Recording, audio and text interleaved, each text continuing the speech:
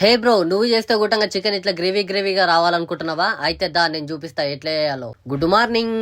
పొద్దున లేసుడే చక్కగా chicken shop కి వచ్చేసిన. కోడిని నీట్ గా హాట్ వాటర్ లో కడిగి మంచిగా కాల్చి ముక్కలు నరికి 500 మింగిండు. ఇక చక్కగా ఇంటికి వచ్చేసిన. ఆల్మోస్ట్ 1 గంటలకు బ్రష్ చేసి నీట్ గా ఫ్రెష్ అయినా. ఫస్ట్ చికెన్ ని మంచిగా కడిగి పెరుగు పోసి కారం పొడి వేసి ఇష్టం వచ్చినట్టు విసికి పక్కన పెట్టేసేయాలి. ఉల్లిగడ్డలు చాలా అంటే చాలా సన్నం కోయాలి. మధ్యలో కొద్దిసేపు ఇట్లా ఓవర్ యాక్షన్ గుట్టంగా మింగాలి. ఇప్పుడు ఆయిల్ పోసేద్దాం.